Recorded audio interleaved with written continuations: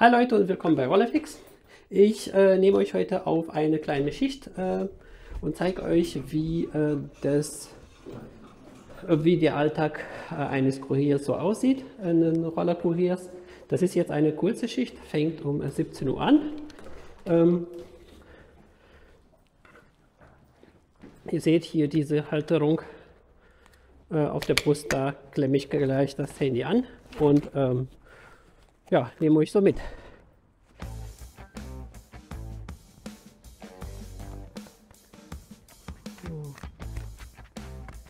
Los geht's.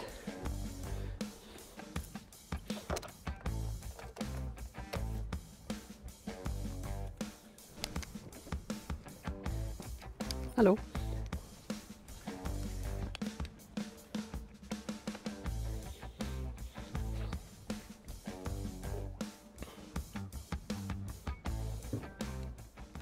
So, wie schaut es aus?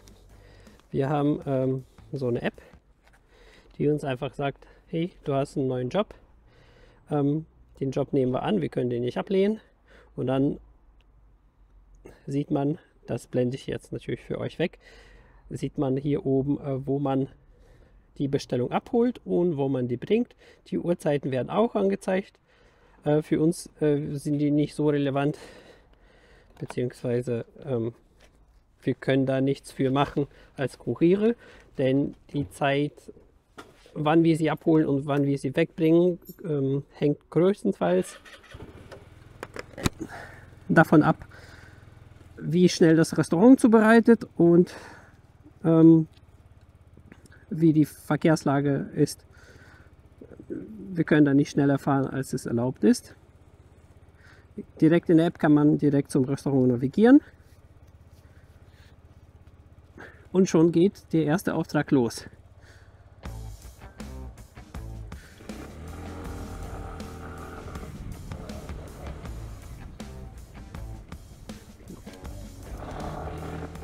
Das ist bei diesem Unternehmen in unserem Interesse als Kuriere mehr auszuliefern,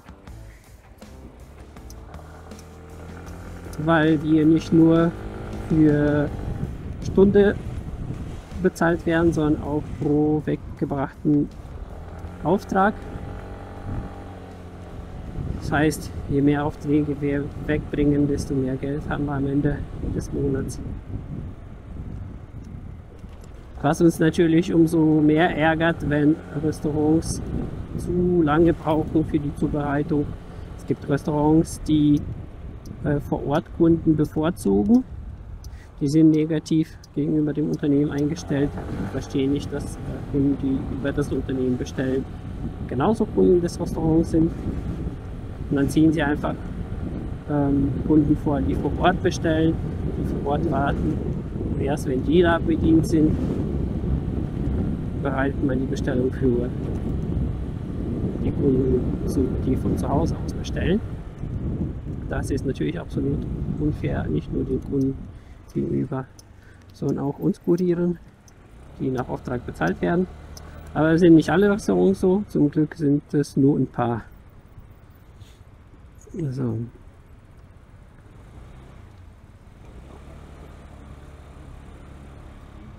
Wir haben jetzt 17:12 Uhr, also 12 Minuten nach Schichtbeginn.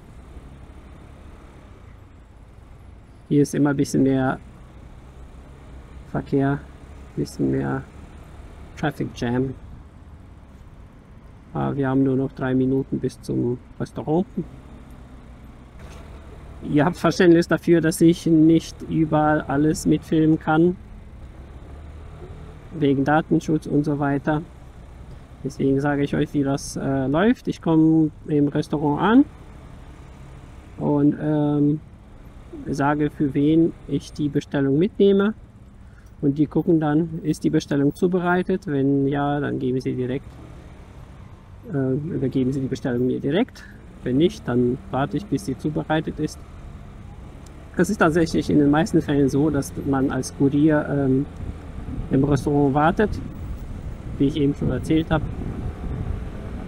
Und wenn es halt zu lange dauert, dann beschwert sich der Kunde natürlich beim Kurier, ohne zu wissen, dass der Kurier genauso diese 40 Minuten im Restaurant gewartet hat, wie der Kurier, wie der Kunde zu Hause.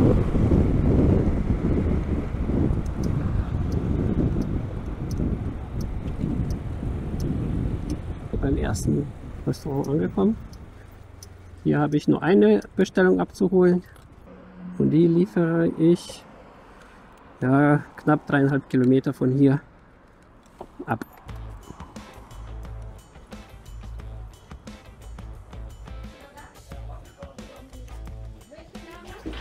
Hallo, ich nehme für mit.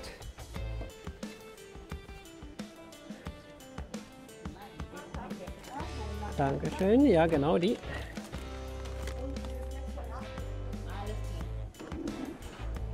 Ja, danke.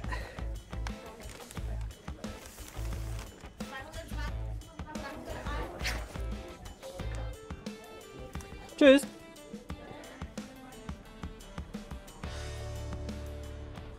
So, Bestellung abgeholt. Jetzt wird sie mal kurz Straße überqueren, ohne umgefahren zu werden. Dann bestätige ich einmal die Abholung und kann direkt zu dem nächsten Kunden navigieren. Ja, 4 Kilometer. Das passt. Da sind wir in 10 Minuten mit dem Roller.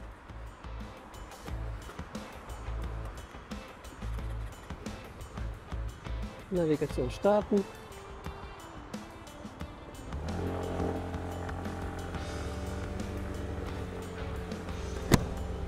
Mit dem Roller ist der Job eigentlich nicht so schwer, wenn schlechtes Wetter ist. Klar, jetzt habe ich ein gutes Wetter ausgesucht, um diese Folge zu drehen. Wenn die euch gefällt, kann ich auch mehr davon machen.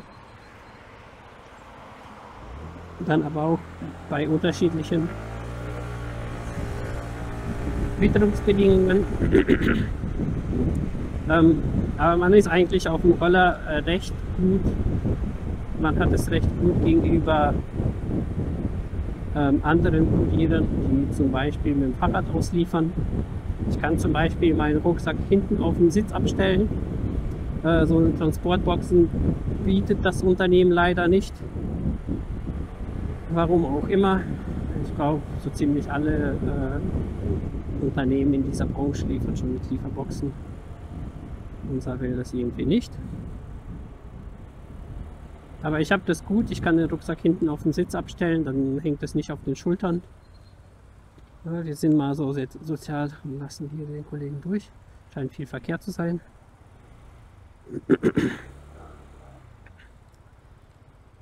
Und im Falle des Regens ist mein Gesicht durch ein Visier geschützt. Ich habe noch so Lenkerstulpen, aber auch eigene, also das alles... die ganzen Materialien muss man selbst kaufen, beziehungsweise selbst, man verwendet halt eigene Arbeitsmittel außer den Rucksack.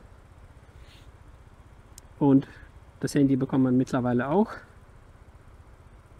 Aber zum Beispiel Fahrzeug, die ganze Schutzausrüstung wie ja, hier die Motorradjacke verwende ich meine eigene, Handschuhe verwende ich meine eigene. Es gibt zwar welche, die von Unternehmen gestellt werden, aber die sind in einer Qualität, wie sie man nicht haben möchte. Und bei schlechten Witterungsverhältnissen fallen sie auch nichts aus. Die Handschuhe zum Beispiel. Wir hatten sogar ein Jahr, da haben wir Gartenhandschuhe gestellt bekommen. Wie ihr seht, man muss immer das Handy bedienen. Das geht natürlich mit Gartenhandschuhen nicht, vor allem sind sie auch nicht wasserfest. Aber das ist eine andere Geschichte. Deswegen verwende ich meine eigenen Arbeitsmittel. Ja, auf eigene Kosten sozusagen. Und ja, man könnte theoretisch hier jetzt sich zwischen den Fahrzeugen durchschummeln, aber ungefähr 50 Meter weiter ist Reißverschlussverfahren anzuwenden und da würde man zu viele Fahrer verärgern. Außerdem ist hier die Breite zwischen den, also nicht so viel Platz zwischen den einzelnen Autos, wie ihr seht, das Auto vor mir fährt komplett rechts in seiner Spur.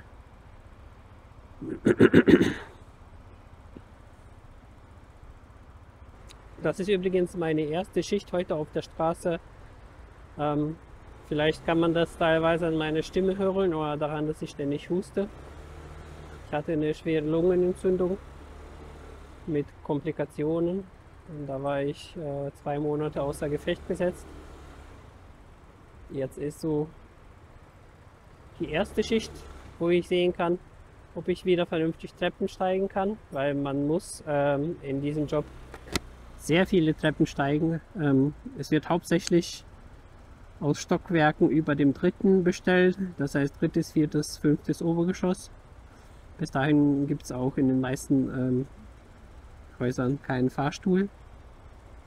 Echt nur die wenigsten Bestellungen gehen ins Erdgeschoss oder in den 1. Stock. Deswegen läuft man, wenn man so in einer Vollzeitschicht, heißt wenn man 8, 9 Stunden am Tag ausliefert, da kommt man schon auf seine 20, 25 Bestellungen.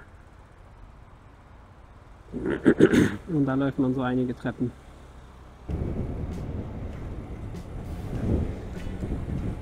Bitte nicht nachmachen, nicht während der Fahrt das Handy bedienen. Aber ihr merkt schon, ich bin leicht im Verzug.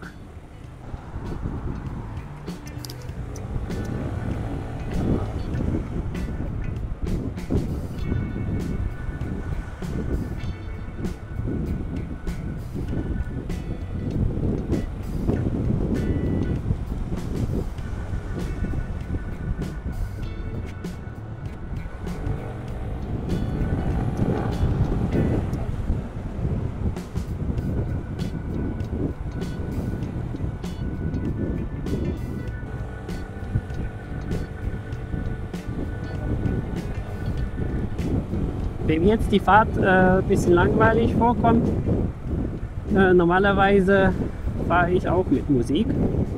Diesmal nicht, weil ich gerade Video aufnehme und sonst wäre die Musik halt im Video drin und ich hätte Probleme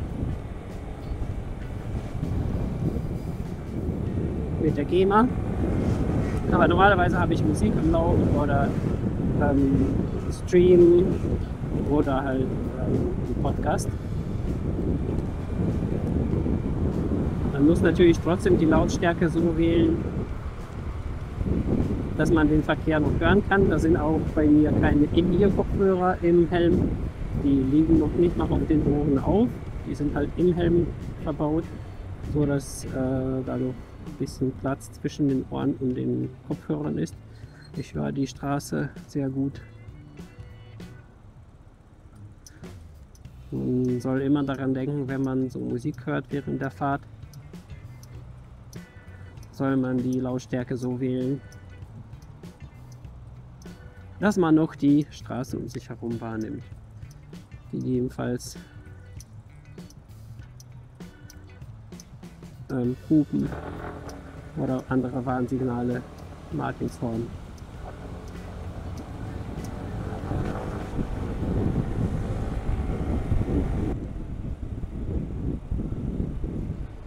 Es hilft natürlich schon sehr, wenn man so die meisten Straßen kennt. Als Kurier, der schon seit Jahren als Kurier arbeitet. In Dortmund führen manchmal Spuren überraschend plötzlich in andere Richtungen, als man vermutet. Die sind nicht immer gut ausgeschildert, wo die Spur hinführt. Oder wenn der Verkehr sehr dicht ist, hat man oft keine Gelegenheit mehr zu wechseln, die Spur zu wechseln, was einige BMW-Fahrer nicht daran hindert, das trotzdem zu tun.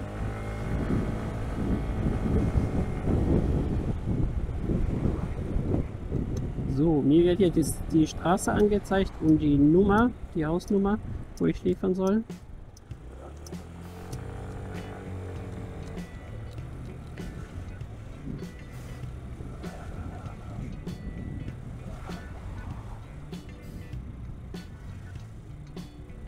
Weil jetzt wird die Nummer, ich weiß nicht, ob man das sehen kann, von dem Navigationsbutton überdeckt, aber auf der Navi kann man ja trotzdem sehen, wo es hingehen soll. Irgendwo hier links abbiegen, dann wären wir fast da. Okay, in einem dieser Hochhäuser, das ist die Nummer, ja, da haben wir die Nummer. Ich halte jetzt einfach hier an.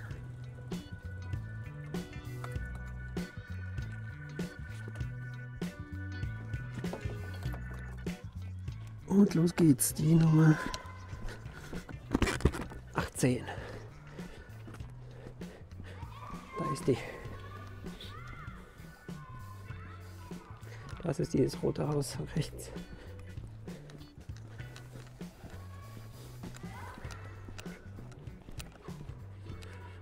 Ah, 10. Obergeschoss. Also hier wird es definitiv einen Aufzug geben.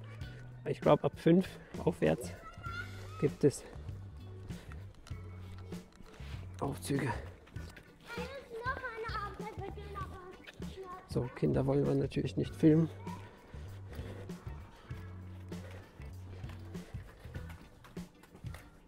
Hallo.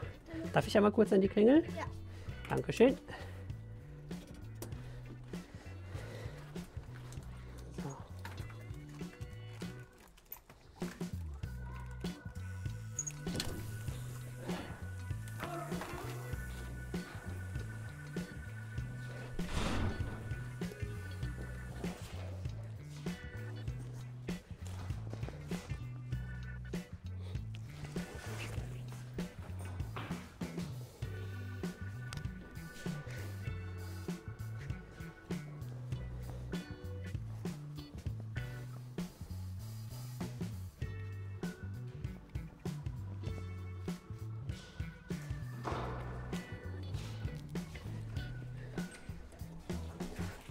So.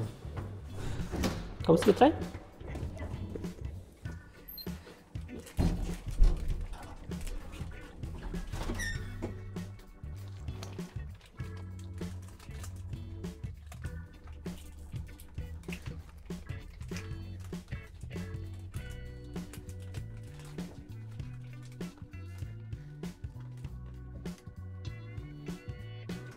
Schönen Tag noch. Gleichfalls, Dankeschön. Tschüss.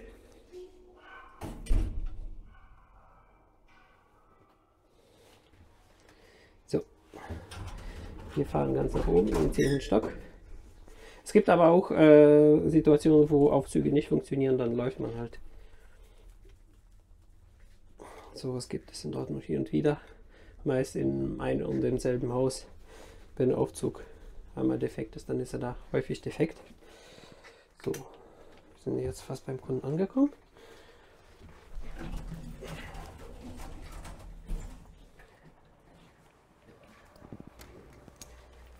Hallo.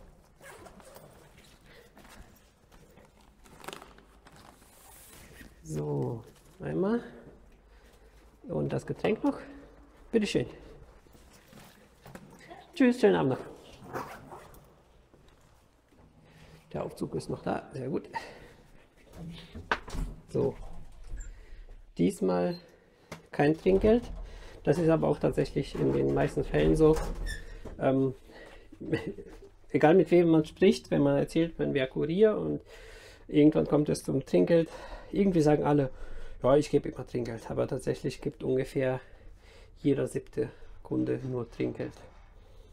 So, dann bestätigen wir jetzt die Auslieferung und bekommen sofort den nächsten Auftrag und auch wieder, wo man abholt, wo man hinbringt.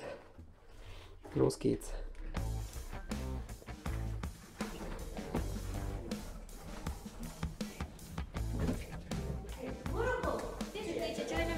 Hallo. Hallo. Sehr gerne.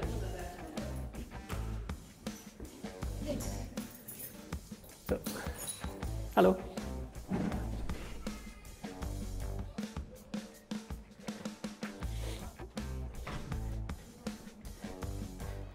So, ich setze mal kurz den Rucksack wieder auf.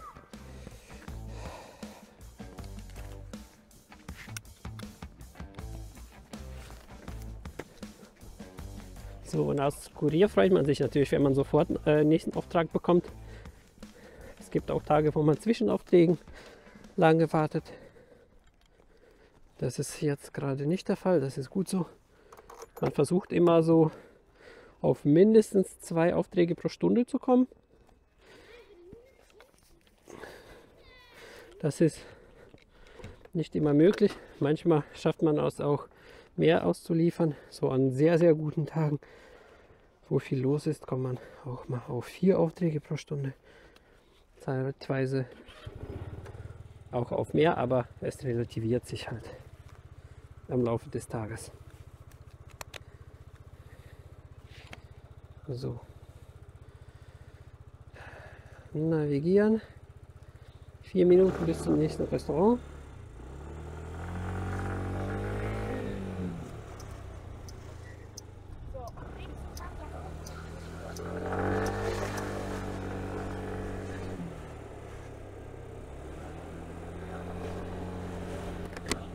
Der Job kann schon viel Spaß machen, vor allem im Sommer.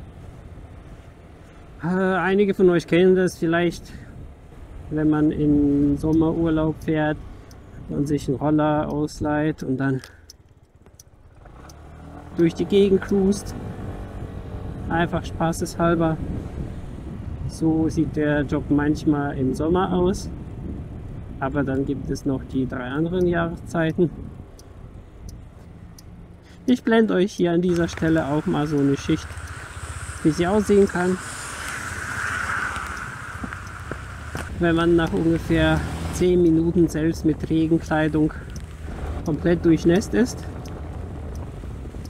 weil das Wasser einfach überall in großen Mengen ist. Da hält keine Schutzkleidung aus, da hält keine Regenkleidung aus. Und danach arbeitet man noch 5 Stunden komplett durchnässt.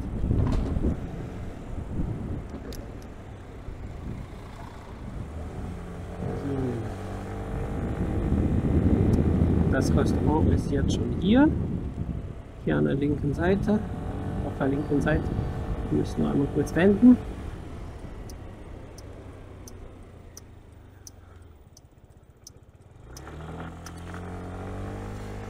Das ist zum Beispiel eines der Restaurants, wo man sehr lange wartet.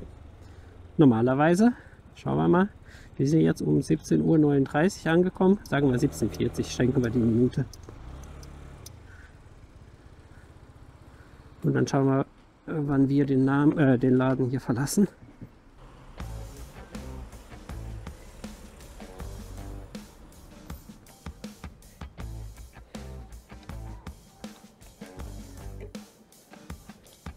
Hallo. So, ich setze mich einfach mal hier in der Ecke und warte.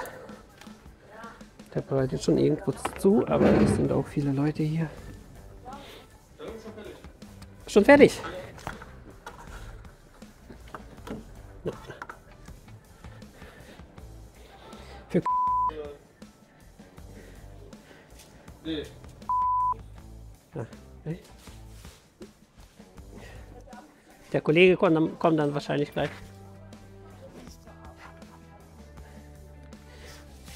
Eine Bestellung ist zubereitet, aber wohl nicht für mich. Es kommt wahrscheinlich noch ein Kollege gleich vorbei für diese Bestellung. So, und da sitzt schon der nächste Kollege und wartet. Ich bin hier immer noch. Wir haben jetzt, also ich warte jetzt seit 10 Minuten, wir haben jetzt 17:49. So, ich komme raus. Hier hat jemand sehr schön geparkt.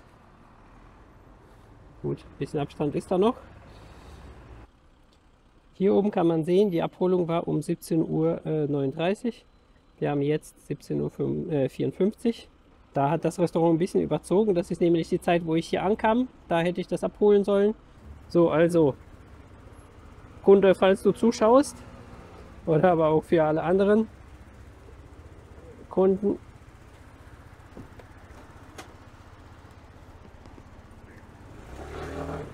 Das ist sehr häufig nicht die Verspätung des Kuriers, wenn eure Bestellung etwas später ankommt.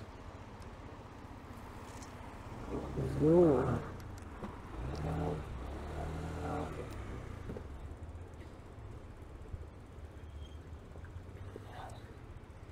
Jetzt musste ich aber auch die Auflösung ein bisschen umstellen. Von der Weitwinkelkamera in die normale. Weil sonst die Videoqualität zu schlecht wird, weil es jetzt mittlerweile dunkler wird. Ich hoffe aber, ihr könnt immer noch genug von der Straße sehen, so dass es noch Spaß macht. Ich wollte gerade die Helligkeit etwas runterdrehen vom Handy, aber das geht nicht. Das Arbeitshandy ist so auf das Mindeste beschnitten. Warum auch immer der Arbeitgeber das für richtig hält, so dass ich jetzt bei der nächsten Gelegenheit, wenn ich irgendwann in die Einstellungen etwas umständlicher gelangen kann, erst da die Bildschirmhelligkeit reduzieren kann.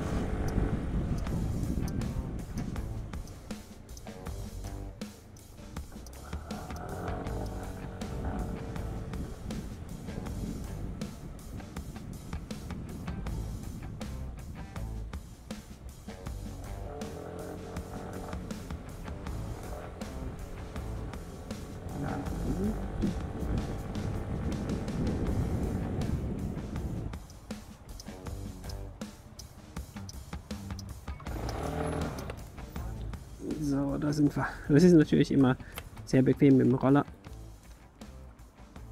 Mit dem Auto hätte man hier keine Möglichkeit anzuhalten. Und so eine kleine Lücke wie hier reicht sehr gut aus für den Roller.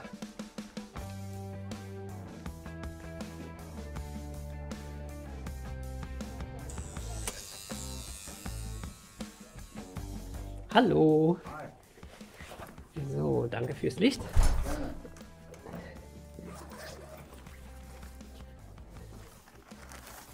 So, einmal und das Getränk.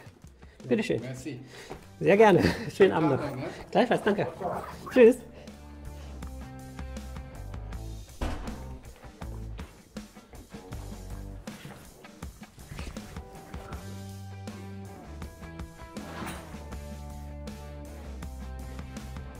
So. So schnell geht's. Und jetzt Auslieferung bestätigen.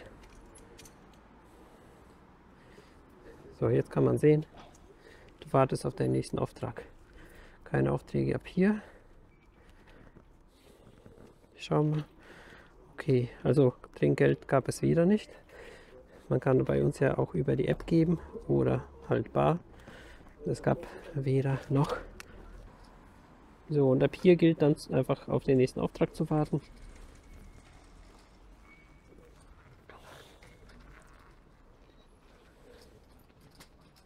Wir haben jetzt 18 Uhr.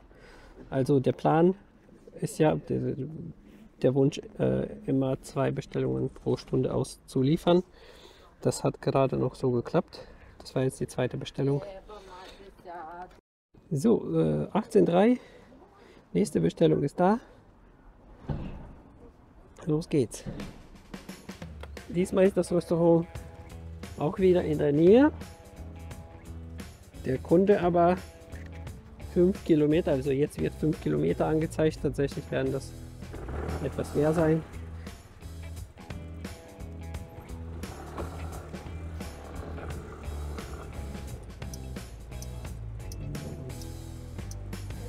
Aber ich hoffe doch, ihr seht genug von der Straße.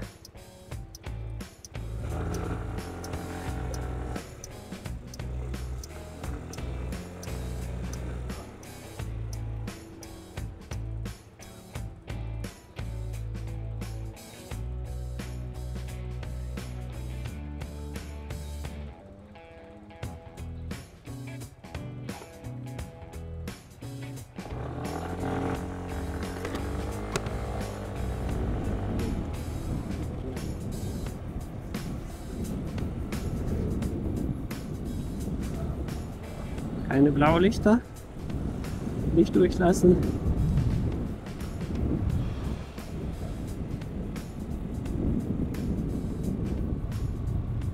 Kennt ihr das, wenn ihr an der Ampel steht? Vor allem als Rollerfahrer oder Motorradfahrer, ihr seid offen. Also offen meine ich.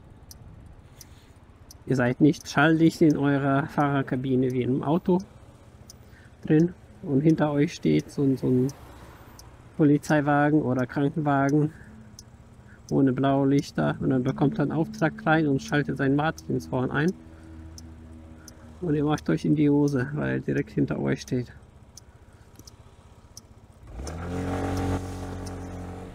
Ist mir schon ein paar Mal passiert.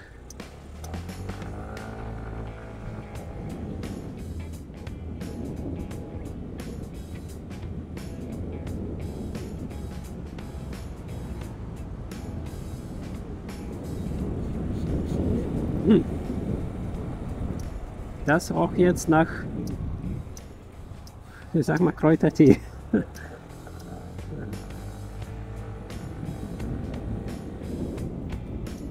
In gedrehter Form.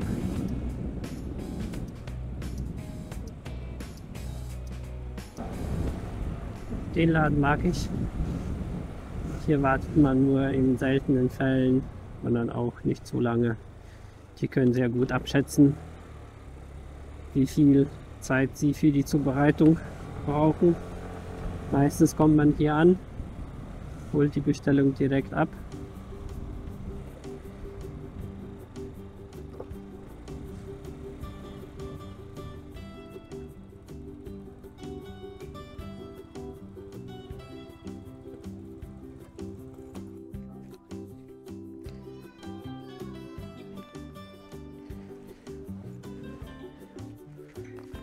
Schuhe ausziehen.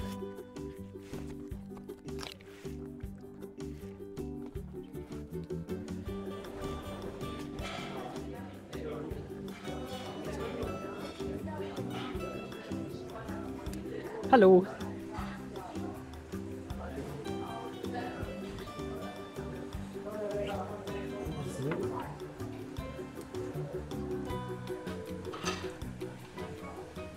Hallo.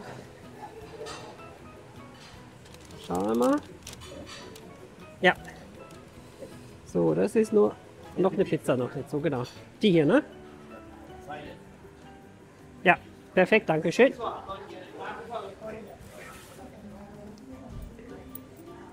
Das ist das, was ich meinte. Die Bestellung ist schon fertig. Ist noch sehr frisch. Es wurde gerade erst zubereitet. So mag ich das. Wenn sich Restaurants an die Abholzeiten halten.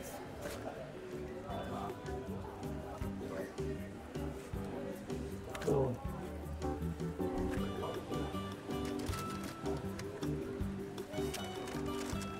Das sind hier zwei Gerichte. Eine Pizza und eine Pasta. Die werden natürlich separat verpackt.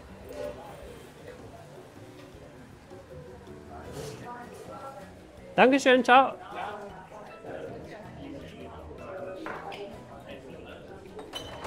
Dankeschön. Tschüss. Ich mag den Laden echt. Jetzt zack, zack. So, auch hier übrigens, wenn man Pizza abholt, hat man so einen Vorteil, wenn man Rollerfahrer ist oder Autofahrer.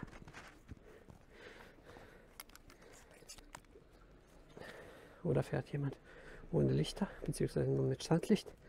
Da hat man einen Vorteil natürlich insofern, als dass man den Rucksack gerade hinten abstellen kann. Als Radfahrer hat man den Rucksack auf dem Rücken, man kann das nirgendwo abstellen und jede Trittbewegung, wenn man in die Pedale tritt, spiegelt sich dann in der Pizza wieder. Und wenn die etwas flüssiger ist, 5,3 Kilometer bis zum nächsten Kunden. Und wenn die Pizza etwas flüssiger ist, dann wandert sie natürlich in der Tasche, in der Pizzabox. 14 Minuten, 5,3 Kilometer. Los geht's.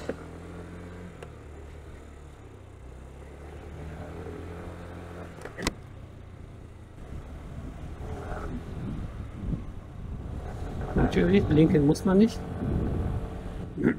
Das war ein E-Auto, der spart wahrscheinlich Strom am Blinker.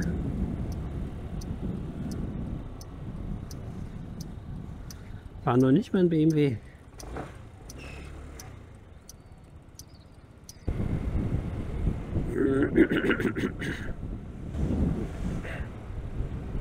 Meine Stimme verschwindet langsam wieder. Ich kann noch nicht so viel reden, ohne zwischendurch einen Schluck zu trinken.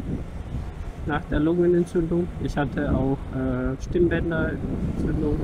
Ich hatte, glaube ich, 3 Wochen keine Stimme. Ich fand das immer lustig beim Arztbesuch, bei der Arztvisite im Krankenhaus.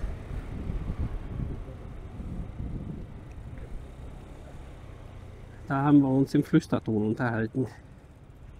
Teilweise. Zumindest die erste Zeit.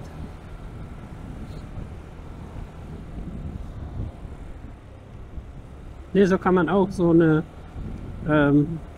Erkältung verschleppen. Ich war tatsächlich in der Zwischenzeit, wo es mir ja schon schlecht ging, beim Hausarzt. Der hat mich nach Hause geschickt, meinte, ist nichts Schlimmes. Hier, nehmen Ibuprofen, trink Bronchipret. Da hatte ich schon keine Stimme mehr. Und musste es ja stark husten. Dann sind die Schmerzen in der Brust eingesetzt.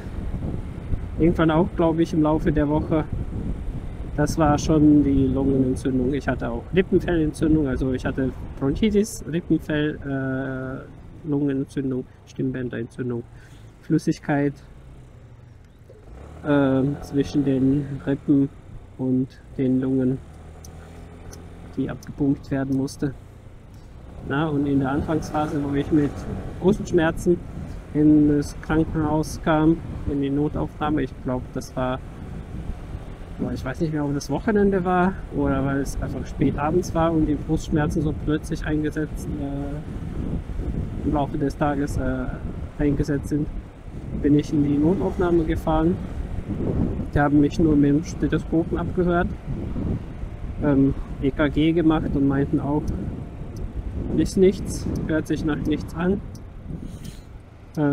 Wenn es so bleibt oder schlimmer wird, gehe zum Hausarzt am nächsten Tag. Und am nächsten Tag war es halt schon so weit, dass meine Frau einen Krankenwagen rufen musste, weil ich nur noch schwer atmen konnte. Ich lag auf dem Bett, konnte kaum aufstehen, ich konnte mich kaum bewegen, kaum atmen. Man hatte so das Gefühl, man hat rechts unter dem Arm und mitten in der Brust ungefähr ein Messer, also jeweils ein Messer stecken. Jeder Atemzug, jede Bewegung tat so weh. Ja, und dann hat man mir im Krankenhaus ein Röntgen gemacht und stellt sich heraus, dass das schon eine sehr schwere Lungenentzündung ist. Aber ich hatte eine gute Ärztin, die hat mich da rausgeholt. So, 18:30 Uhr muss die Bestellung geliefert werden. Laut Navi bin ich um 18:24 Uhr, das heißt 6 Minuten vor der geplanten Auslieferung beim Kunden. Das ist aber auch eine kurze Schicht, also 3 Stunden ist schon das Mindeste, was man bekommen kann. Normalerweise dauert so eine Schicht 5 Stunden. Da hat man teilweise auch wirklich 5 Stunden kaum eine Möglichkeit zu essen, vor allem wenn jetzt so eine Bestellung nach der anderen reinkommen. Da liefert man halt 5 Stunden aus und da gibt es nicht sehr viel Gelegenheit, ein Stück zu essen.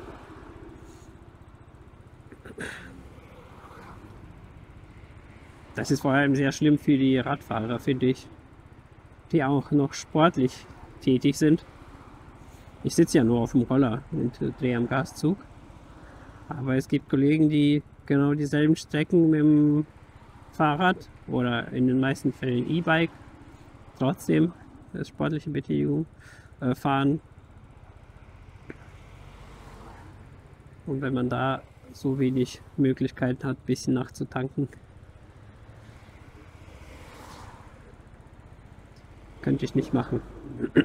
Vor allem nicht Vollzeit. So 8, 9 Stunden auf dem Bike sitzen, in die Pedale treten, wenig essen, wäre nichts für mich. Okay, jetzt haben wir wegen der Ampel eine Minute verloren, immer noch 5 Minuten vor der geplanten Auslieferung. Ach ja, und bei uns, die Fahrer, die halt nicht fürs Restaurant arbeiten, sondern für die Firma, für die Auslieferungsfirma, uns kann man zusätzlich noch auf der Karte sehen. Wenn wir ausliefern, dann wissen die Kunden immer, wo wir sind. Und die Arbeitgeberin oder Arbeitgeber natürlich auch. Wir sind jetzt fast 1,5 Stunden in der Schicht drin. Wir haben jetzt 18:22 Uhr. Angefangen haben wir um 17 Uhr.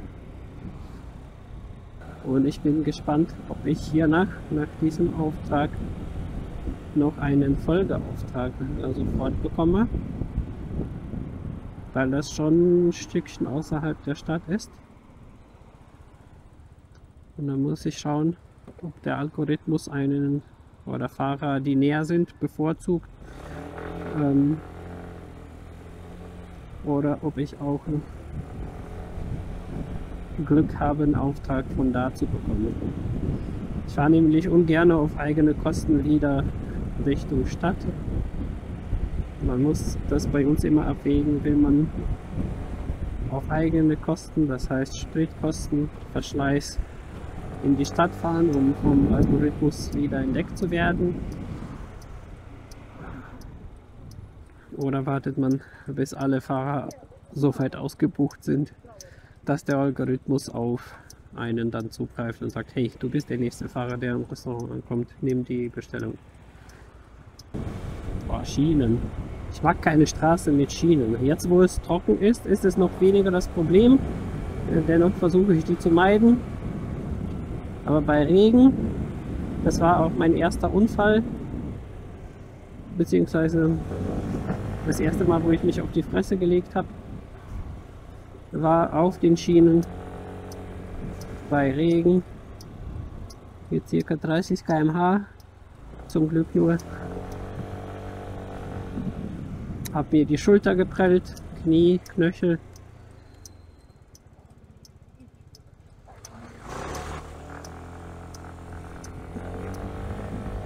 Die ganze, bin auf die linke Seite gefahren, linke Seite aufgeschürt. Vom Bein bis zur Schulter. Jetzt habe ich knackende Gelenke seit dem Sturz. Da hatte ich aber auch keine Schutzkleidung auf. Der Arbeitgeber stellt auch keine Schutzkleidung zur Verfügung, auch nicht für motorisierte Zweiräder, heißt Motorrad und Roller. Dafür muss man selbst aufkommen, wenn man sicher fahren will. So, irgendwo hier links gleich.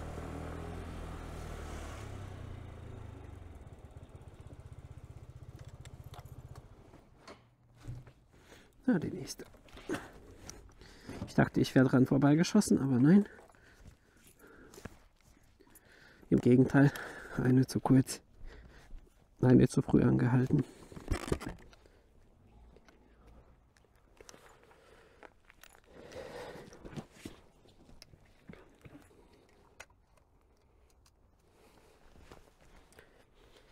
So, jetzt haben wir den Fall, das ist die richtige Hausnummer, aber hier steht ein anderer Name.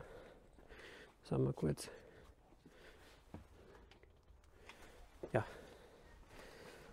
In der Bestellung ist ein anderer Name aufgegeben, aber die Hausnummer stimmt. Ich klingel mal und schau.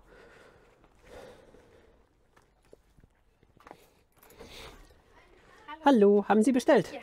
Ah, in der Bestellung ist nämlich ein anderer Name angegeben als an der Klingel. Das ist der Username und Ach so, okay. oder? Genau, richtig.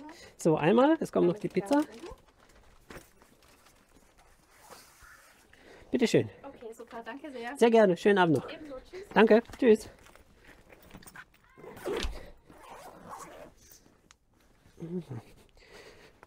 Das war der Username, was auch immer das heißt.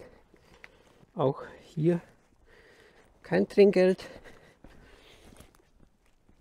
schauen wir mal, ob es in der App welches gab.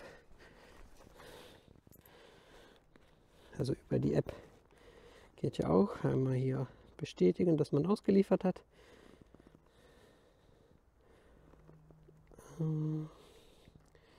Ne, auch hier kein Trinkgeld. Und wir warten auf den nächsten Auftrag. 18:29, also noch liegen wir gut in der Zeit, wenn wir uns daran orientieren, 2 Bestellungen pro Stunde auszuliefern. Wir haben jetzt 3 Bestellungen in 1,5 Stunden.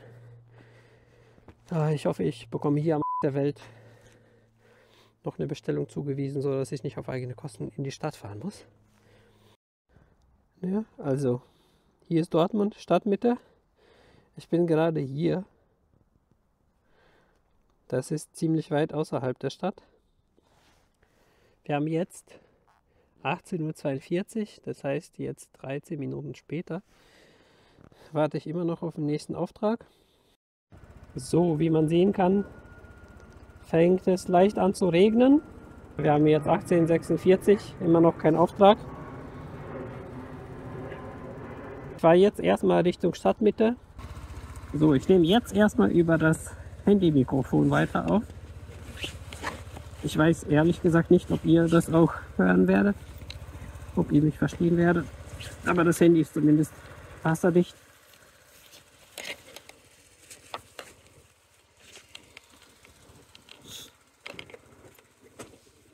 Also schauen wir mal, wie wir hier rauskommen. Ja, wir haben jetzt 18:51 Uhr.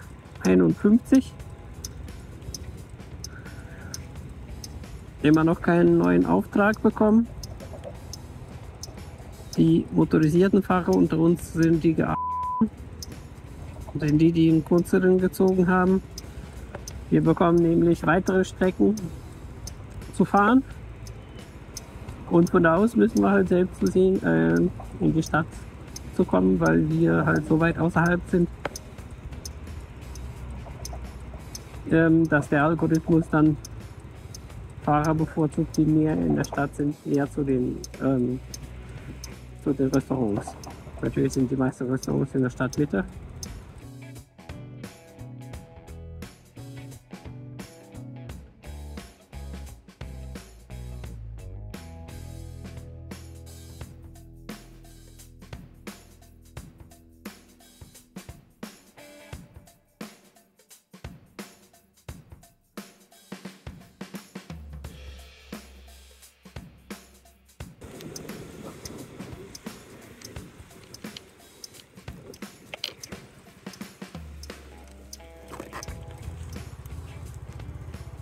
Okay. Jetzt gibt es einen neuen Auftrag. Wir haben, ich weiß nicht, ob man das sehen kann, 19 Uhr und neuer Auftrag. Ich arbeite heute nur bis 20 Uhr. Deswegen denke ich nicht, dass ich noch in der letzten Stunde 3 Aufträge schaffe. Das heißt, heute gibt es wohl weniger Lohn, als ich mir das so vorgestellt habe. Und ich habe sogar hier 2 Aufträge auf einmal, aber beide außerhalb von Dortmund. Das heißt, ich werde noch weiter rausgeschickt, als ich gerade eben war. Und das nehme ich nicht an. Ich arbeite vertraglich nur in Dortmund. Und das schreibe ich dem Dispatcher auch. Das lasse ich mit mir nicht machen. Wie ich eben schon gesagt habe, die Motorisierten ziehen den kürzeren, weil sie halt so weit rausgeschickt werden. Für den Lohn, was ich bekomme, beziehungsweise für die Kilometerpauschale, die ich bekomme, fahre ich so weit nicht raus. Sonst muss ich noch weiter auf eigene Kosten zurück, beziehungsweise bis zum Ende der Schicht noch außerhalb von Dortmund warten. Ja, unser Arbeitgeber sagte immer, ja, die Motorisierten, wenn sie weit außerhalb der Stadt sind, dann bekommen die trotzdem noch Aufträge in die Stadt rein, sodass man dann auch nach Hause kommt und nicht auf eigene Kosten von der anderen Stadt, von der einen Stadt in die andere fahren muss. Aber wie man eben gesehen hat, ich war noch in Dortmund, aber schon sehr weit am Rand und da habe ich schon keine Bestellungen bekommen. Jetzt bin ich in Dortmund reingefahren und bekomme nächste Bestellung weit außerhalb von Dortmund, in einer anderen Stadt. Nee, danke. Es ist nun mal gesetzlich so, alle Aufwendungen, die man im Auftrag des Arbeitgebers ausführt, die müssen vom Auftraggeber, also vom Arbeitgeber, vergütet werden, also bezahlt werden. Das heißt, wenn ich im Auftrag, schön, der Job wurde entfernt, wenn ich im Auftrag des Arbeitgebers so weit rausfahren muss, da sehe ich es nicht ein, auf eigene Kosten zurückzufahren oder halt von da nach Hause zu fahren. Ich habe einen riesen, wie man es vielleicht sehen kann, orangenes hier, Werbeschild auf dem Rücken. Das heißt, solange ich das habe und das nicht ablegen kann, handle ich im Auftrag des Arbeitgebers. Und das mache ich halt nicht umsonst und vor allem schon gar nicht auf eigene Kosten.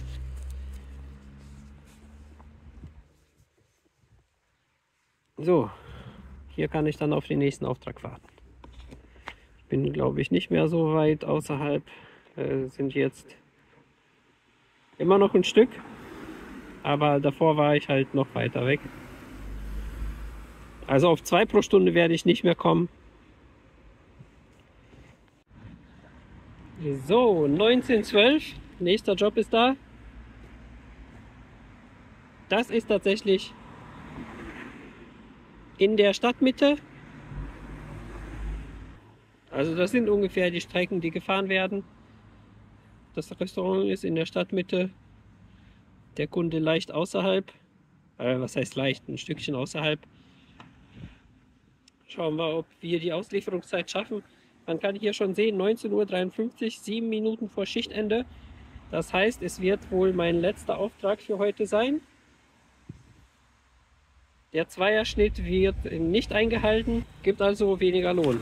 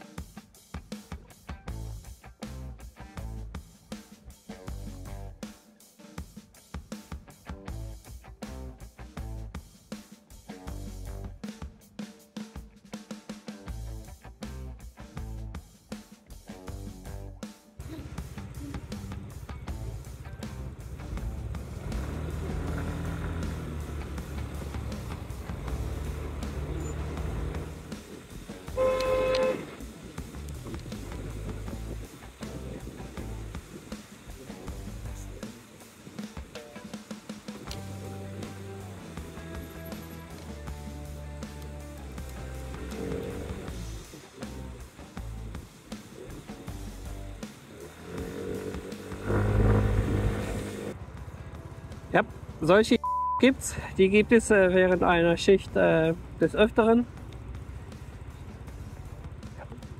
Die gibt es vor allem auch in jeder Schicht. Deswegen muss man selbst aufpassen. Man kann sich nicht auf andere verlassen.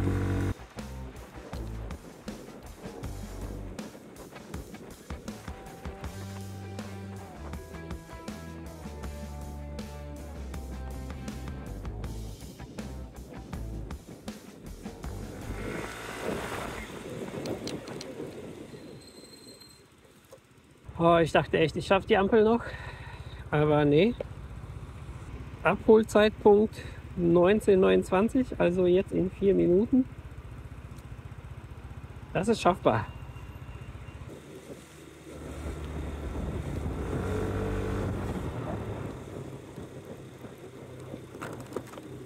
Sagt nichts, das war noch gelb. Also orange.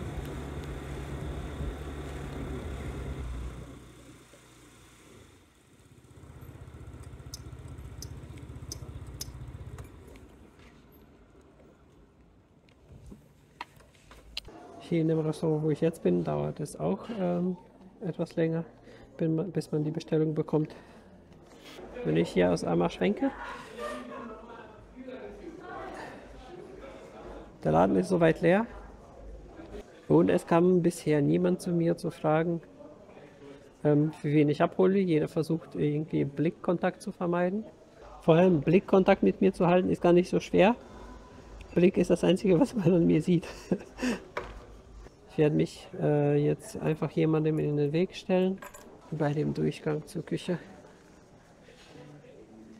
Hey, schaust du bitte für... Okay, ich schau. Dankeschön. Ja, hat geklappt. Wenn man im Weg steht, kann man einen nicht mehr ignorieren. Ah, guck mal, da kommt meine Bestellung, glaube ich. So, einmal für dich. Vielen Dank. Genau, dann komm Dankeschön. ich hier rein, Ja, ja? vielen Dank. Schöne Reise dir. Dankeschön. Schöne Schicht noch. Hey.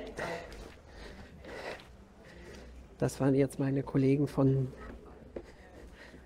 der blauen Konkurrenzfirma. Da stehen die Fahrräder. Gut, dass sie gar nicht im Weg stehen. Kommt man gar nicht aus der Tür raus. So. Schön geparkt. So. Jetzt habe ich die Bestellung.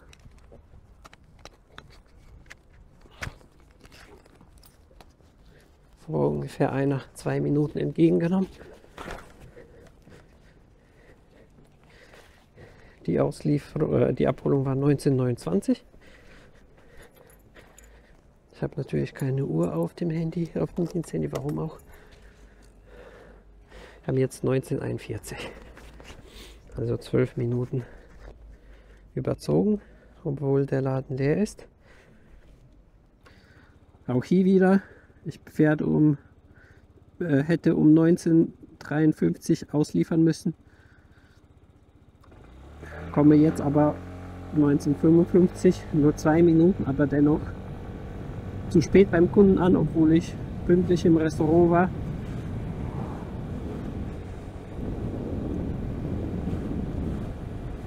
Also bitte Leute, wenn ihr bestellt, lasst euren Frust über die Verspätung nicht beim Kurier aus. Denn tatsächlich warten wir in den meisten Fällen zusammen mit euch. Oh, wir haben irgendwo Blaulichter. Ah, das ist vorne, ist nicht für uns.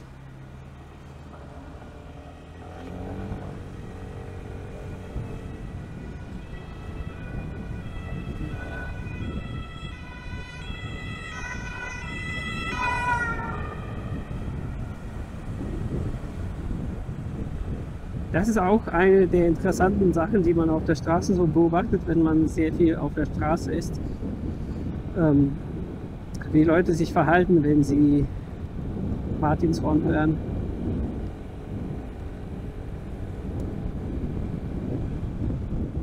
Wie viele Fahrer einfach in Panik verfallen.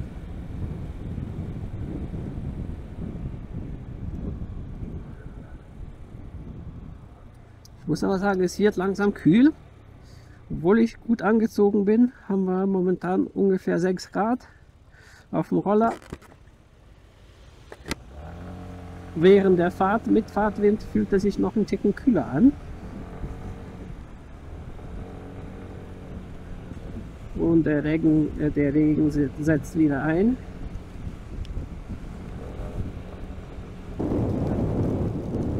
Es ist heute auch noch ganz schön windig, kalt und nass. Echt nicht das beste Wetter, aber zum Glück ist es nicht so nass, wie es hätte nass sein können. Es gibt Tage, da schüttet es wie aus Eimer. Da muss man sich teilweise irgendwo unterstellen, weil die Fahrt so ganz offen nicht mehr ungefährlich ist. Wenn dazu noch extrem starke Windböen dazu kommen,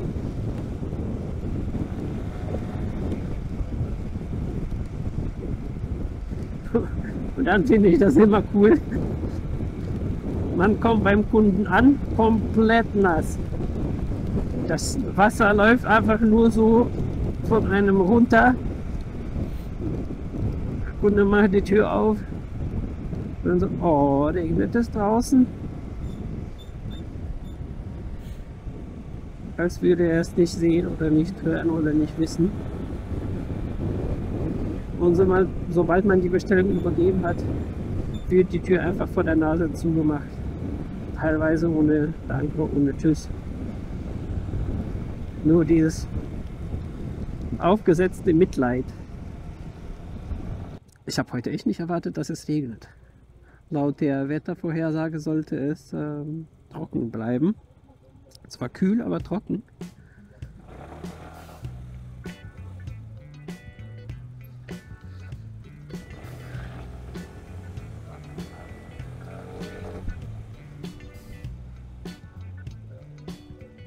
Oh, der Kunde ist direkt schon hier irgendwo an der Nummer 6. Das ist irgendwo hier. Fahren wir hier drauf.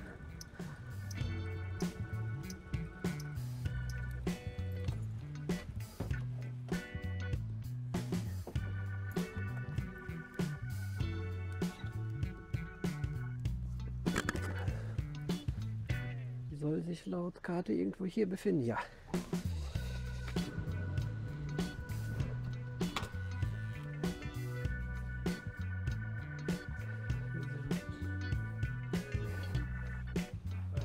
Hallo.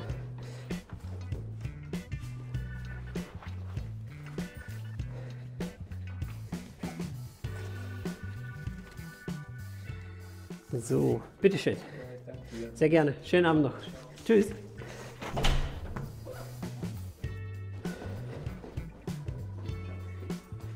Heute habe ich echt Glück mit den Stockwerken. Gerade habe ich euch gesagt, dass man selten unter dem 3. Stock ausliefert. Jetzt kriege ich heute nur sowas. Bei dieser Bestellung gab es sogar Trinkgeld. 1,50. Vielen Dank. Jetzt habe ich noch 2 Minuten bis Schichtende und fahre in der Zeit nach Hause. Und ich fahre von hier noch 18 Minuten. 9,5 Kilometer bis nach Hause.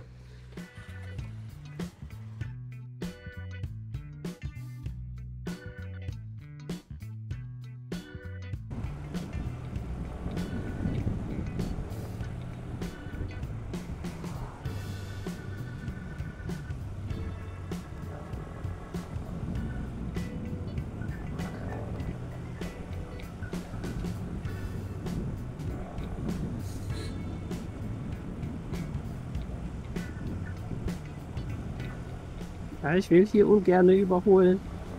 Der hat gerade beim Einordnen nicht geblinkt. Der kommt nicht aus Dortmund. Kann sein, dass er die Straße nicht kennt und jetzt plötzlich, ja gut, jetzt biegt er da ab. Aber es kann sein, dass er plötzlich dann doch nach links will und da er nicht blinkt, will ich ihn nicht links überholen. Man ist ja sowieso schon ziemlich gefährdet auf einem Zweirad. Man ist eher einer der kleineren Verkehrsteilnehmer und man wird häufig übersehen. Und das sogar kleidungsunabhängig tatsächlich. Ich werde auch, wenn ich Orange trage, übersehen. Auch am helllichten Tag. Man verliert sich viel schneller im Totenwinkel als ein etwas größeres Fahrzeug wie ein Auto. Außerdem wird man sehr häufig als Rollerfahrer unterschätzt.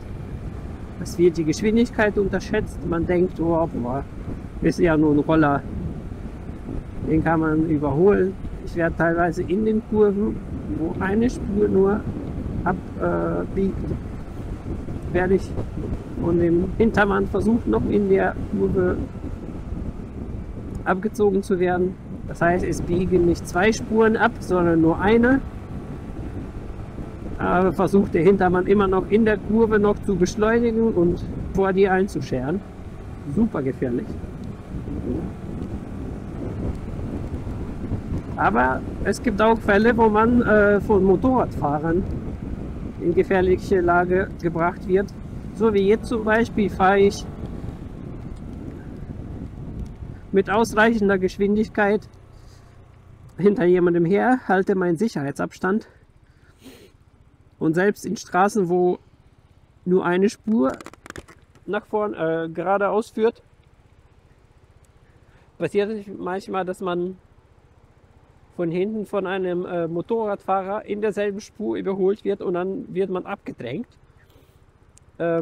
Der ordnet sich in den Sicherheitsabstand ein, aber ganz knapp vor dir und versucht dich zum noch mehr Abstand nehmen zu bewegen.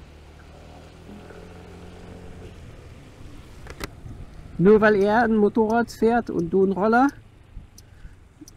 sehe ich absolut nicht ein. Und deswegen aus diesem Grund bitte nicht nachmachen. Gebe ich nicht nach und fahre einfach da, wo ich bin. Ich lasse mich nicht abdrängen. Irgendwann merkt man dann, dass der Abstand zu gering ist. Teilweise überhole ich dann auch nochmal, weil ich kann auch schneller fahren. Würde es sich, dass ich einen Roller fahre, heißt ja nicht, dass ich nicht schnell fahren kann. Ob jetzt Motorrad oder Roller, spielt keine Rolle. Wenn du überholen willst, warte auf die Gelegenheit, sicher zu überholen. Und da, wo du überholen kannst und nicht einfach, weil du meinst, was Besseres zu sein. Und dadurch dich und andere Verkehrsteilnehmer in gefährliche Lage bringst. So nicht. Naja, und jetzt seht ihr, ich habe Feierabend. Es sind jetzt 10 Minuten nach meinem Feierabend. Aber ich kann tatsächlich noch nicht Feierabend machen. Für diese Zeit werde ich nicht mehr bezahlt. Diese Kilometer werden nicht mehr bezahlt. Noch nicht. Natürlich werde ich mich rechtlich damit auseinandersetzen mit dem Arbeitgeber, weil ich das so nicht einsehe, dass das die Norm ist. Aber ich kann ja nicht Feierabend machen. Also für diese Zeit werde ich zwar nicht mehr bezahlt, aber ich habe immer noch Arbeitsmaterialien, die ich wegbringen muss. Ich mache immer noch Werbung für den Arbeitgeber, weil ich einen riesen Rucksack auf dem Rücken habe. Den kann ich ja nicht irgendwo, wo ich gerade die letzte Bestellung ausgeliefert habe, abgeben. Ich muss die erstmal wegbringen. Ich muss sie reinigen. Jeder will ja sein Essen in einer sauberen Tasche transportiert bekommen. Aber diese Zeit wird bisher nicht bezahlt.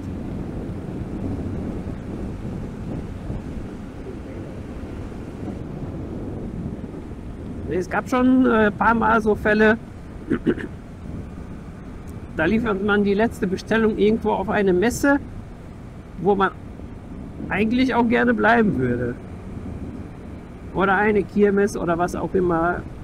Oder denkt man, ja, oder so an den See, in einen Tag, wo man gleich Feierabend beginnen könnte. Sich einfach ein Bierchen holen, an den See setzen und den Feierabend genießen, Abend ausklingen lassen. Aber das geht ja nicht.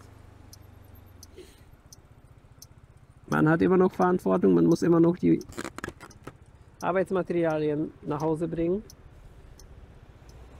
und ablegen.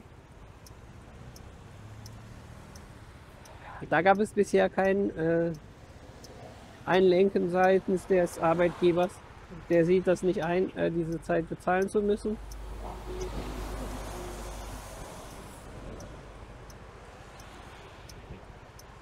Ich mache mir das gerichtlich geltend. Der Ausgang ist noch offen. Jetzt sind wir zu Hause angekommen und loggen uns aus. Eigentlich muss man sich ausloggen, wenn die Schicht beendet wurde. Das heißt, ich hätte mich vor 15 Minuten ausloggen sollen, müssen, wie auch immer. Aber damit würde ich anerkennen, dass ich keinen Anspruch auf diese Zeit habe, dass sie bezahlt werden muss. Und das sehe ich halt anders. Ich habe meiner Meinung nach Anspruch darauf, dass diese Zeit bezahlt wird. Weil ich ja noch keinen Feierabend habe. Ich bin immer noch fahrendes Werbeschild.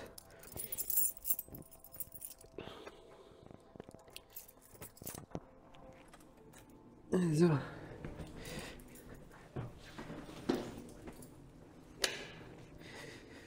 Im Allgemeinen war das heute tatsächlich keine so gute Schicht. Es waren zu wenige Bestellungen, zu weit auseinander. Man hatte keine Chance, auf die gewünschten 2 Bestellungen pro Stunde zu kommen. Das ist jetzt keine Regel, aber man rechnet ungefähr damit, dass man damit am Ende des Monats über die Runden kommt, wenn man ungefähr 2 Bestellungen pro Stunde ausgeliefert hat, als Vollzeitmitarbeiter.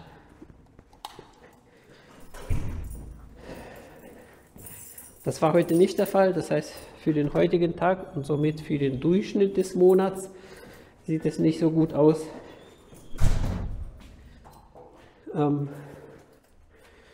Ja, Trinkgeld gab es nur von einem Kunden, beziehungsweise da hat man ja als Kurier eigentlich keinen Anspruch darauf, irgendwie zu sagen, dass man Trinkgeld bekommen muss.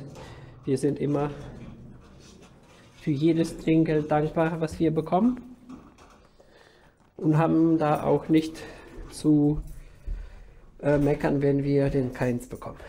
Dann ist es halt so. Dann war das Wetter heute auch nicht optimal, es war ein bisschen kühl und nass. Es gibt halt Schichten, die besser laufen, gibt es Schichten, die etwas schlechter laufen. Das war die heutige. Ich hoffe, euch hat das Video gefallen. Wenn es so ist, gebt ihm gerne einen Daumen nach oben und schreibt in den Kommentaren, ob ihr mehr davon sehen wollt. Ich habe jetzt Feierabend. In diesem Sinne, tschüss und gute Fahrt.